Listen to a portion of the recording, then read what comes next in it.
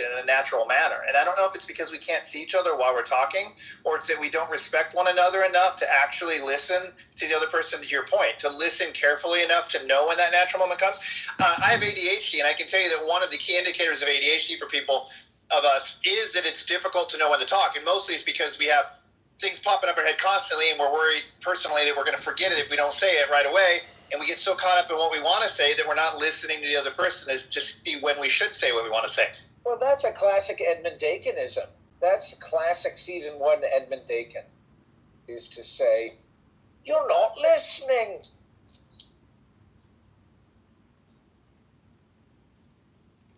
So I think the smarter people in here do grow from using it, and then I think the dumber, more narcissistic people don't. So I think this can be used to reinforce narcissism, or it can be used to kind of learn more about yourself and adjust over time. I'm way better at listening from having this app than I was ever before. I can listen to ebooks and things like now and pay attention longer because of all the stupid time I spent on Clubhouse listening to idiots argue about shit that frankly was like nothing more than one of the key reality indicators television at the time. Like, I'm kind of aware when I listen to people argue on here about certain things that like there's no value coming from the conversation itself aside from observing how that they're handling their interaction, which I think is always kind of interesting to me. Okay, so I think one of the cooler things is like herd psychology, where my enlightenment is your enlightenment if I share it with you. And so you can raise people's IQs by giving yourself to them, either by reading with them or giving them the compression and the cliff notes, the summation or my analysis and summaries. So guys like Andrew or Steve Appel, when you ask them, hey, say something interesting, they actually can't say anything interesting because they've spent their whole time here listening. And, the point is you're not really hearing any good programming. So it's like somebody watching a channel on TV in the 1980s, and then a decade goes by, and then they say, what the fuck did I just watch? Because one of the side effects of hypnosis is amnesia. So really, this is a communication hypnosis app where we all are playing a very subversive game of hypnosis, but really nobody's providing any high-value hypnosis. That's why I go back to the sacred text being like the 20% of the huge communication index as being actually high value to self, which is really essentially helping you eliminate time wasters so you can be productive again. And it's very difficult to do because it's so much fun to have irascible conversation and to just do thought projection and imagination creation. Because this app is like a simulator where people get to use their imaginations for 3D purposes to talk about whatever they want and let free association or spoken word just take over and just flow. But again, you're listening to very stupid people talk about nothing. And it's just so much easier to read a text, an audiobook, and to just, get to the point, which is we want to eat high value information. I don't want to eat Fruity Pebbles every morning. I would like a 5-course meal, a very wonderful meal. So, it's choose wisely. Choose wisely. And as my friend Dr. Benji likes to say, let the game begin.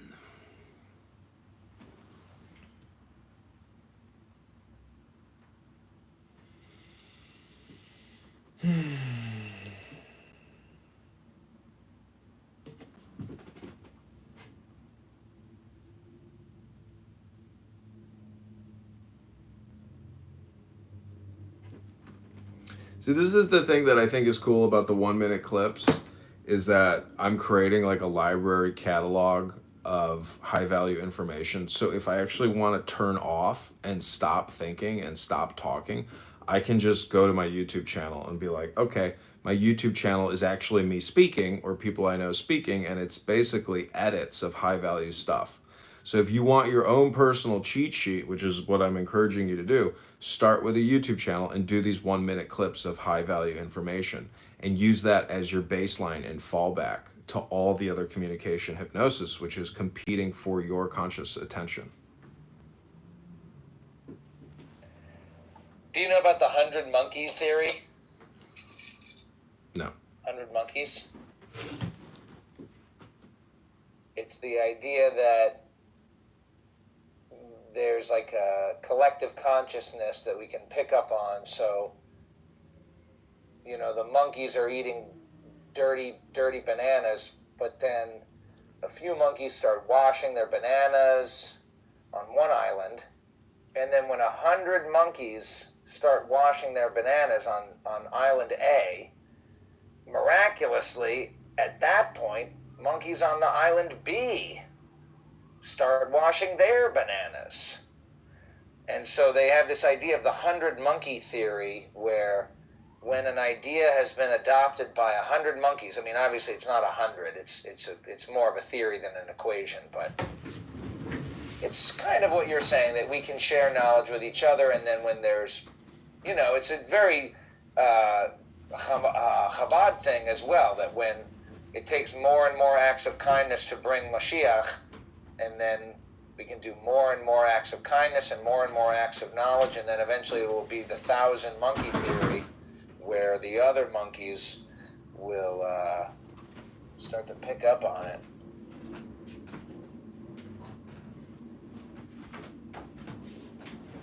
That makes sense. It's kind of where knowledge turns into instinct for a population of people. Right. Which makes sense. I think that probably naturally occurs. I mean, it definitely occurs like in the assignment of DNA to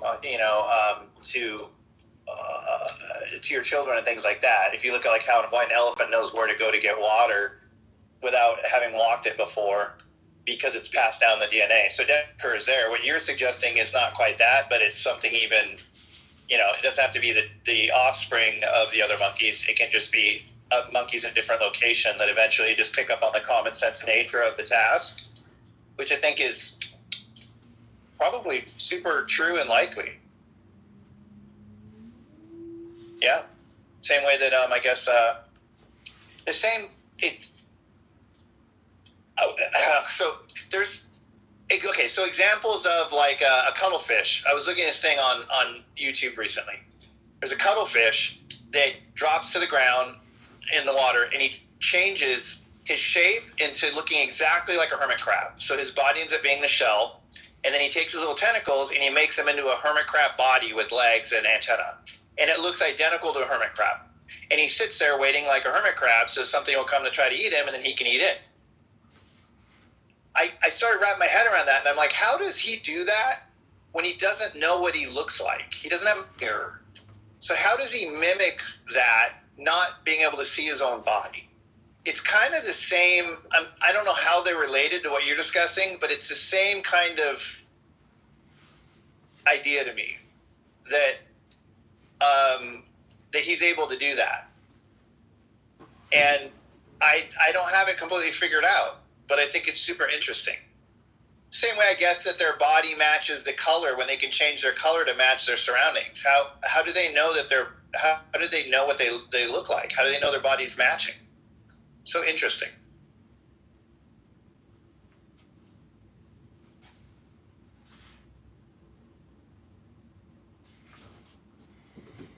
Yeah, back to that 100 monkey theory. I'm looking for some quote in a book where it's talking about like,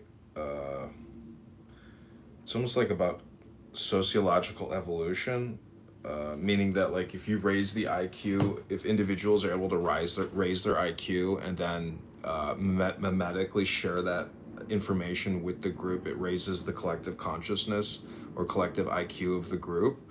And this app would be like a good example of attempting to do that, but in theory and practice, or implementation are entirely different things. So it's fun to theorize and postulate, but at the end of the day, if you're improving yourself, you're improving the world. And if the United States is improving itself, it's improving the world. If China is improving, it's improving the world. I mean, if we can not, incur another 9/11 event, whatever the true, source of that event is, it doesn't matter. I mean, we have to, we are the ones alive now. And so the whole thing becomes personal responsibility, be the master of your mind. And the wandering mind is the big problem. So this app just allows people to wander. I know it's like it's difficult because of the job and work. But I would say that your hour of power, you really need 2 hours of power daily. One is for exercise and body consciousness, and then the second one is for psychological consciousness and essentially putting new programming in your brains. I would encourage you all to use the app to do it because you spend so much time here listening. If you spent an hour here talking, but not just common casual conversation, but really reading a book, I can just tell you guys, like, I don't know any other way to essentially manifest money. I mean, I do know other ways, but I'm saying that this is a good way to do it. It's a good start. It's a good place to do it. Try it. Invite me to your room. I will record your room and put it on YouTube, and then you can watch a video of you reading a book for 50 minutes. I will be your audiobook publisher. The last psychiatrist I had left me with 3 things that remind me of what you're talking about. One was sweat for at least an hour every day. And the second thing he left me with was Mike, quit kicking Mike's ass. And then the third thing he said was replace sarcasm with irony.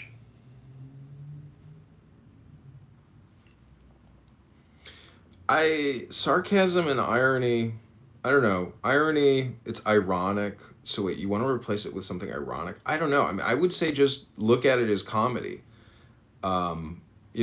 If there's tragedies, dramas, comedies, etc. Like, yeah, I think that's exactly what he's saying. I think that's exactly what he's saying. Is that sarcasm is negative and irony is funny. And so that's exactly literally what he was telling me to do, is turn the things you notice that you're sarcastic about, turn them find the humor in them and use them as an example of irony. That's exactly what I think he's saying to me. Yeah.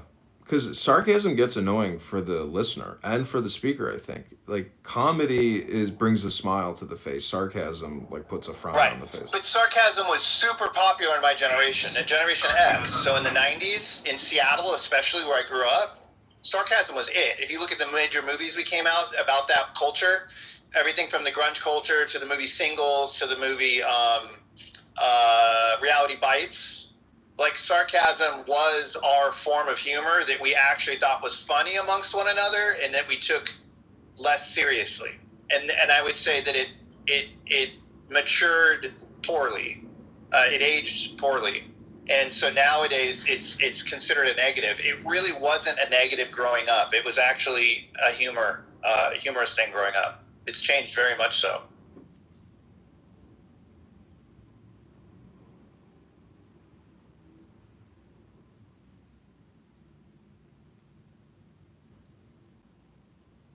The major movie stars of the time were super sarcastic. Winona Ryder, Matt Dillon, or Matt, what's his name? From Something About Mary. Matt, I think it's Dillon. Anyway, Kevin Bacon. Like, the actors of that era, they relied on sarcasm as their humor.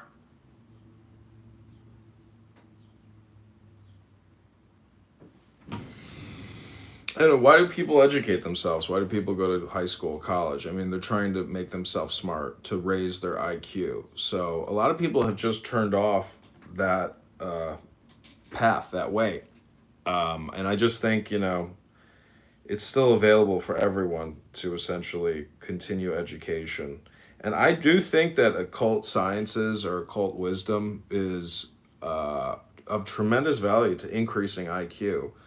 I know there's, the thing is, if you want to be an engineer, a software developer, a mathematician, a builder, a creator, a maker, I mean, you need to, like, grease the wheels. It's got to be smooth and have flow to it. And English is what we communicate in. And I think it's so funny that everybody wants to communicate in English, and we are all native English speakers. We have a huge leg up because of the way we sound and the way how we can read. So it's like, it's a global business. I mean, my friend, his dad has a business called pronunciationworkshop.com where he teaches people in foreign countries how to speak English. He goes to South Korea, he goes to Taiwan, he goes to China, he goes here and there, and he teaches American English But the thing is, he's not teaching them occult sciences. He's teaching them basic grammar, and basic English words, and getting them to sound like English speakers, because people know that if you can't sound or fit in, it lowers credibility in a way, which is ridiculous. But nonetheless, people will pay to try to sound American or American English. Yeah, I see that. I see that in the case of Indians on this app and everywhere else. There's something about listening to them speak, their accent, that makes me take less stock in their intelligence, which makes no sense because they're intelligent. And they oftentimes are saying things that make a lot of sense. For some reason, the accent alone throws me off enough that I have a very difficult time tuning in and considering their speech as equally valuable. I don't know. It's a personal thing, but it really is something I've noticed. I really can't tolerate it very long.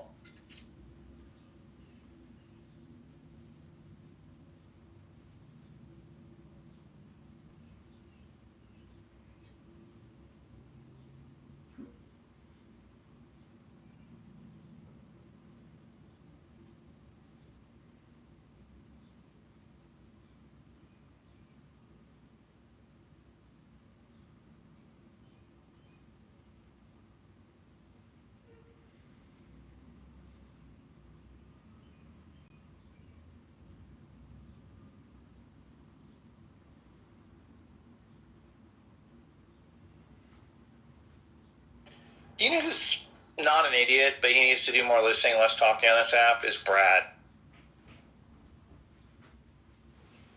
Republican right-winger wacko Brad. He's smart enough to learn if he listened more. But he's always got to talk.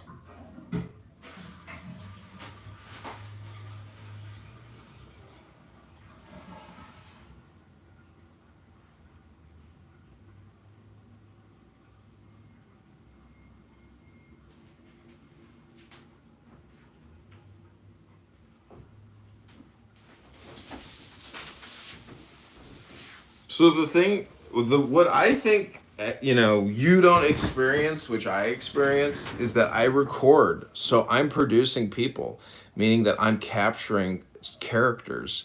You're instead keeping them inside of you. So when I listen to Brad, I'm listening to a good speaker who's giving me good content.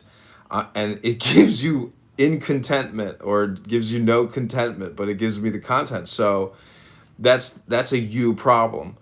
And he is usually out walking his dog and barking into the phone, and it's all projection. But the point is, if he bothers you, and you listen to him, it's a you problem.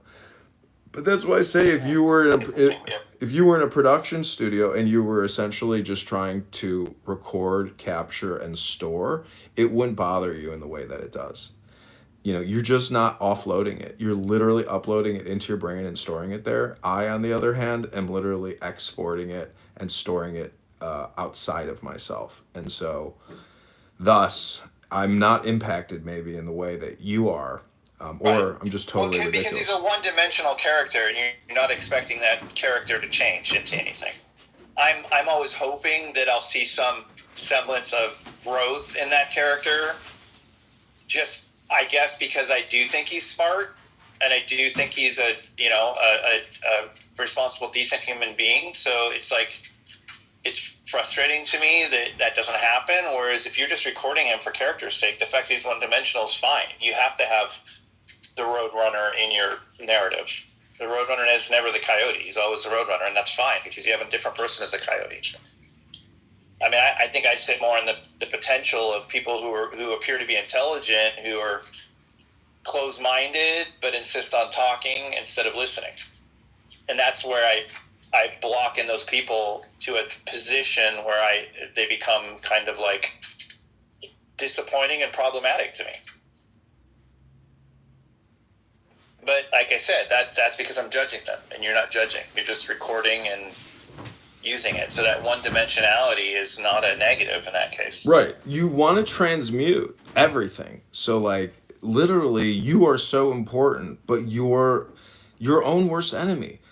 I'm telling you, this app, you can transmute it into gold. Like if you had a YouTube channel going, you didn't have a job, and you had a YouTube podcast studio, and you recorded everything you did. If you cloned me, you would say, I got that, buddy. I have that. yeah, Scott's doing it. I'm saying it's very difficult to actually become Howard Stern. It's very difficult to become Joe Rogan. But they are essentially doing what you just described, which is they're not value judging, opinion creating. They're just creating content, and they're doing it to be publishers. Like that's what you're missing out on is you are a customer of Brad. You are eating Brad. You are not selling Brad. You are consuming Brad, and that is the problem. Stop consuming. Be a seller. Be a distributor. Oh my God, I don't want to consume Brad. Ugh. But very good.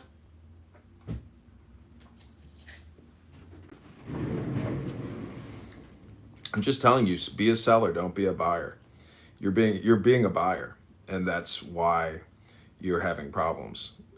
You have to start being a seller, and it's difficult to be a seller because you have to have inventory. But what is free inventory?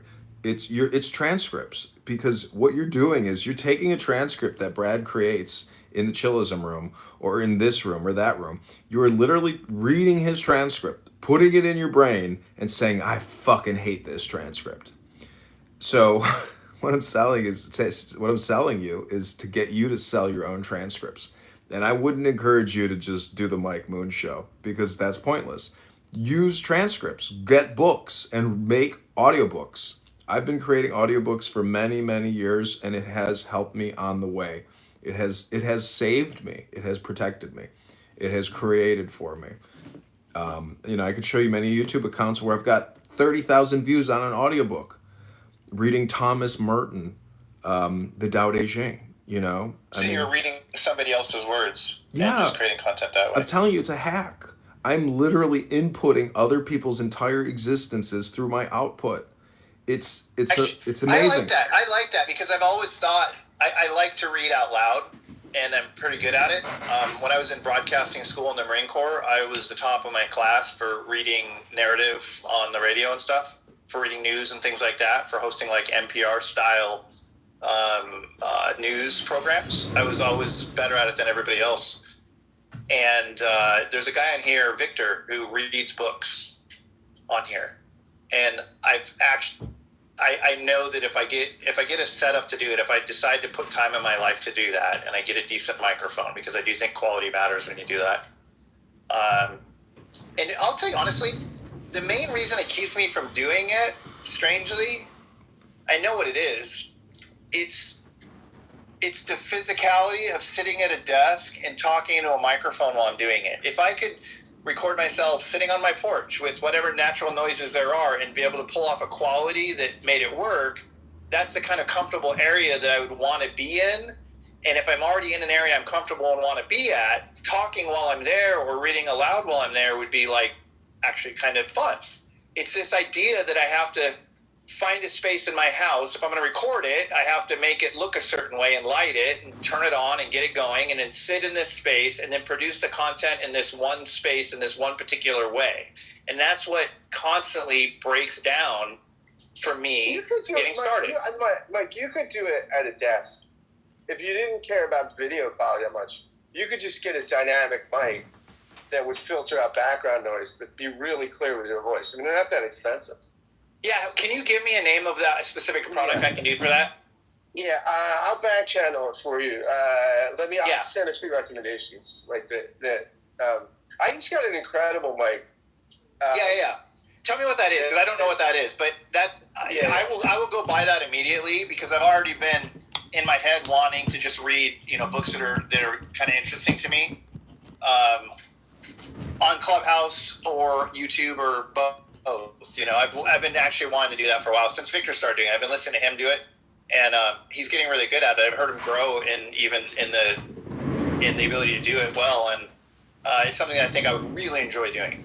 I just don't know where to start. I don't know anything about audio tech at all. I know a lot about it. I'll send you some stuff.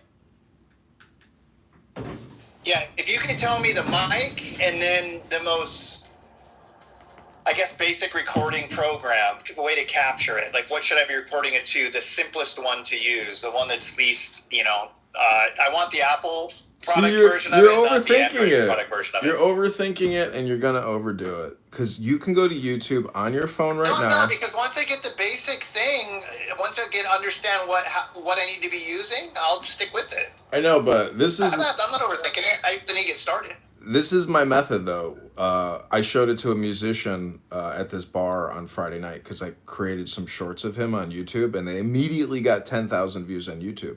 So I came up to him. I said, "Hey, I wanted to let you know I just created shorts on YouTube. It's 15-second clips, and they blew up. You got 10,000 views." He's like, "Oh my God, show me how you do it."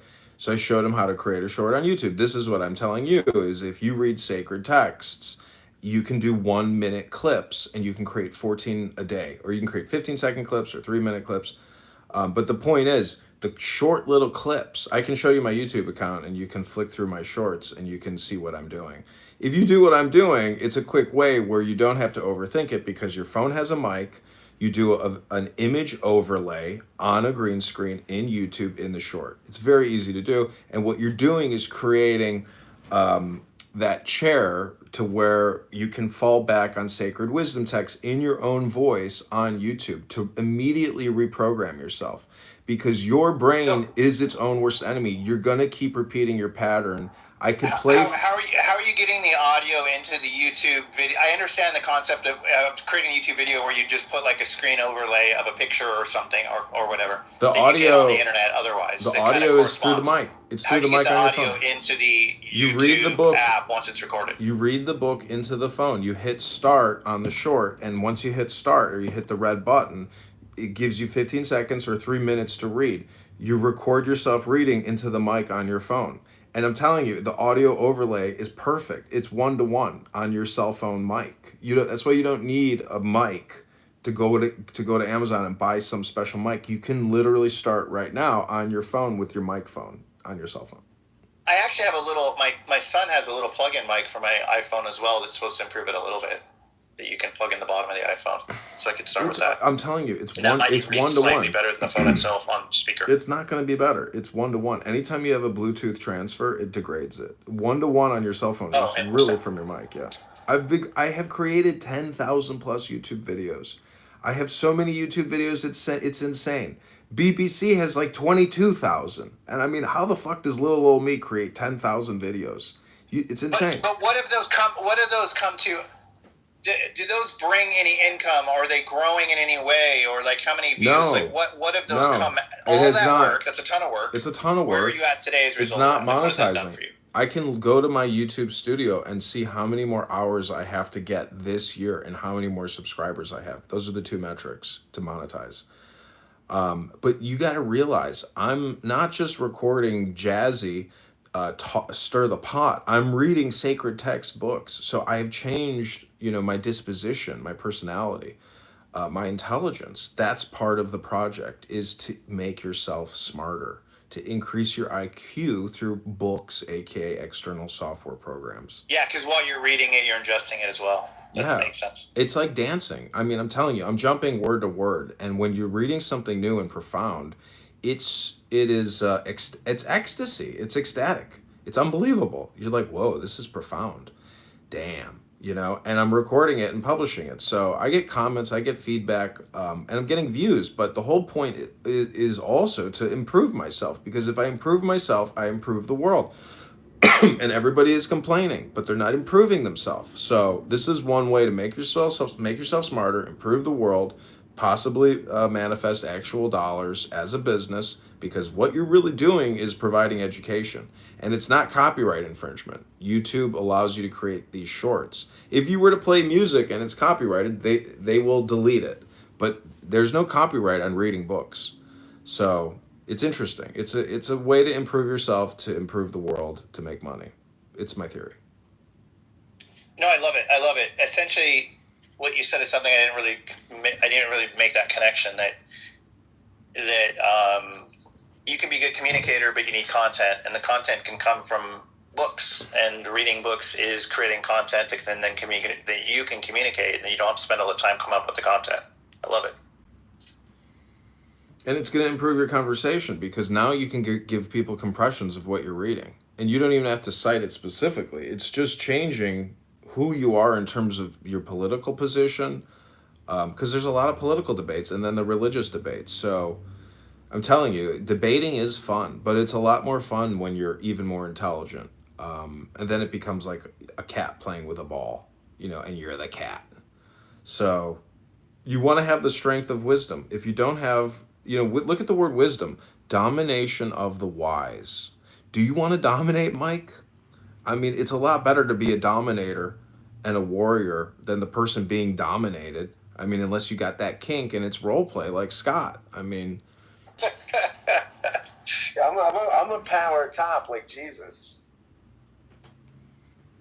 it's kind of funny. I didn't think about power top because I'm actually thinking about it sexually, but like from a hermetic perspective, the power top actually is what Jesus is.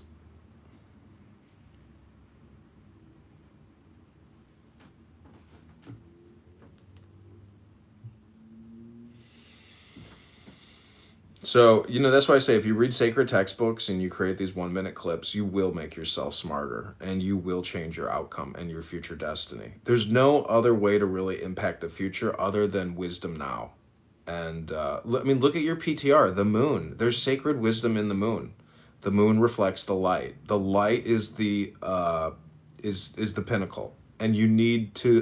The light is essentially wisdom. So if you want more light, more wisdom, you got to read these sacred textbooks. I'm telling you, it's like a hack, and you can literally eat the moon. You can eat the sun. Not literally, but I mean, even if you were to do the Eucharist or something and eat the wafer and drink the wine, I mean, what is all that about? It's all about wisdom. It's about eating wisdom. So if you want to dominate, get wisdom, get sacred texts, whether they're from India, from China, the Middle East, United States of America, France, Britain, wherever. Eat sacred texts and you will poop light. That's my quote of the day.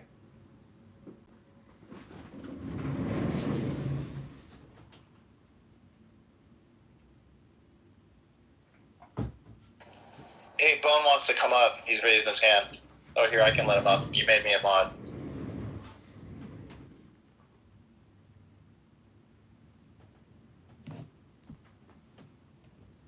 Hi, everybody. Hello, we're talking about sacred texts, wisdom, and pooping light. How are you today, Dr. Boney?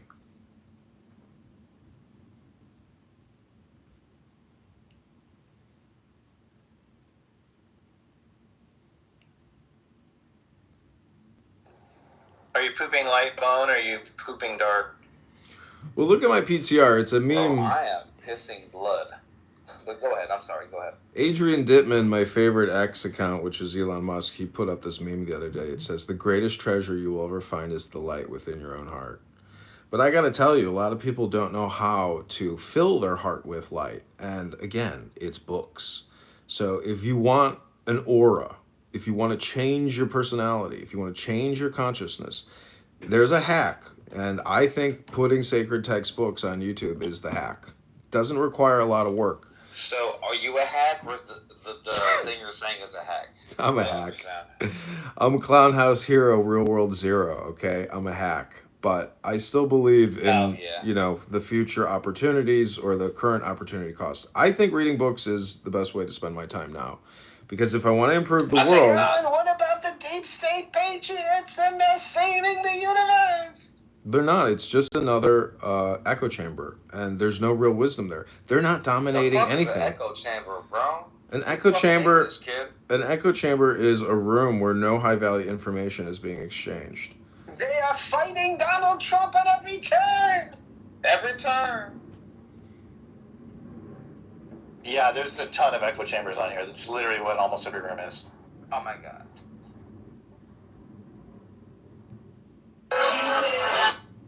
Don't underestimate the power of Republicans MC. Hey, Scott. Where are you from, sir?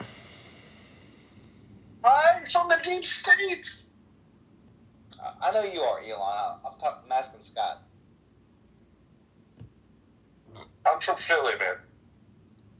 Are you... Get the fuck out of here. Are you really from Philly? Okay, click the link above, Mike. Hold on. Don't bring Boney up yet. Don't bring the Bone Stallone. I know he's from Philly. You guys got this Philly connection, but create a room about it later. I'm trying to do a nice relaxation meditation here. Dr. Boney is irascible. So click that link above. That is the 6,000 video, and you can look at that YouTube account and you can see how the short goes viral. Because you have to also understand when you create a short on YouTube, it's like the TikTok algorithm, where if you're reading a sacred text into the short, people will listen to it, and it has stickiness because sacred texts are hypnotic. So music is also hypnotic. And but anyways, that is the YouTube account. Follow that YouTube account and go through my shorts and just listen to some of my sacred text readings, and you'll see how I do it. I would really encourage you to do it, Mike. This is the $1 million therapy package that every psychiatrist and psychologist would love to share with you and sell you, but unfortunately, it only works if you actually do the work. It is a you thing. Like, you have to create it yourself. No one can give it to you. So it's like, it's like getting in a rowboat to get to Nirvana or to Paradise Island. But once you're there and you know the secret, you realize that you can get in that boat every day to get there. So, and I'm not saying you have to smoke weed or drink alcohol to get there. I think you could actually do it naturally if you got the willpower. But it helps with a little red wine and a little cannabis. But you got to function, so it's not advisable to use chemical intoxication to get to the nirvana state. Welcome, E, to the wisdom room. What's going on today in your world? What did you want to tell us? I don't want to tell you anything, but I don't agree with this guy. Which guy? Trump or the speaker here? Doge. No, Trump, of course. I don't agree with Trump, like no one does. But the other guy who was talking earlier. Got it. Somebody on my YouTube says you look like Renam from Calvosfera. I look like what? Not you. They're talking about me. I'm going to see who my doppelganger is here. Anyways, Mike, I'm always preaching and harping the same thing. But look at my YouTube channel. Then I would really encourage you to try to do some sacred text dialectic therapy, essentially. And it will help alleviate your fear of the future. And it will actually probably help you manifest what you're looking for. Like, I don't think you know what you're talking about. It's okay. This is a hypnosis. I think you're very young. This is a hypnosis, madam. I'm creating a hypnosis video. You don't have to agree or disagree. This is all just a meditation. Okay, fuck you. But Oh, thank you very little. Very young. Dr. Benji, you hear how this works? I hope you understand. I hope you've enjoyed today's morning podcast because this is relevant to you as well with what you're doing. I mean, what you should be doing, Dr. Benji, is facilitating therapy for people. And you are, but like try to inject the wisdom into your rooms, Dr. Benji. Like, I would love that. I would love that. I'm a therapist. What is wrong with me? I don't know. You tell me. I'm your therapist. You tell me. You, how can I tell you? Like, please do. I'm here. I'm here for you. You're here for me? Yeah. Well, what can I help you with, madam? My morning is getting started here. I've got things to do. Weren't you the one who was talking about, like, okay, never mind. Have a great day. You too. Thank you. See, she knows there's nothing to talk about. Okay, Dr. Benji, I hope you've enjoyed my morning podcast. Is this your podcast? Does anyone listen to this? Yeah, you. No, I don't. You don't listen to this? You're not having a conversation with me right now? You're playing a very complicated game, madam. Well, I like you, but... You like no. me? Well, what can I help you with Yeah, then? I like you. No, you cannot help me with anything. Okay, good. I'm glad. Then there's no more work here to be done. There is no more work here to be people actually listen to this podcast? Yeah, hundreds of thousands of people. For real? For real.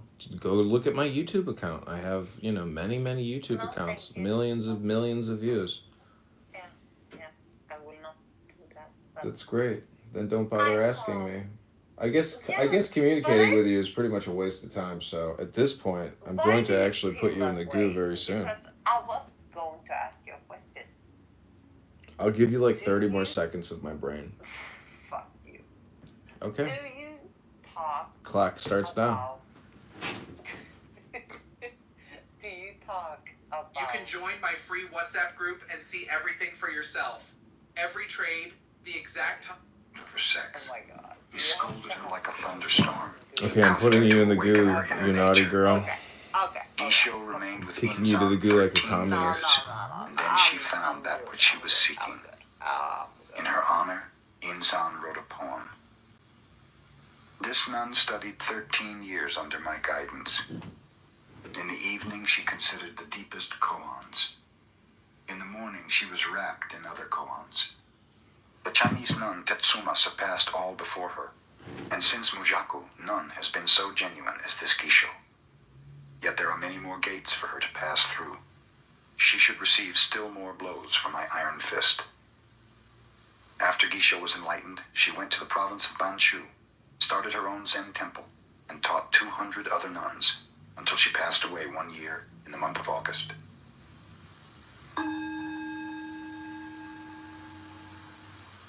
The master Soyen Shaku passed from this world when he was 61 years of age. Fulfilling his life's work, he left a great teaching, far richer than that of most Zen masters. His pupils used to sleep in the daytime during midsummer, and while he overlooked this, he himself never wasted a minute. When he was but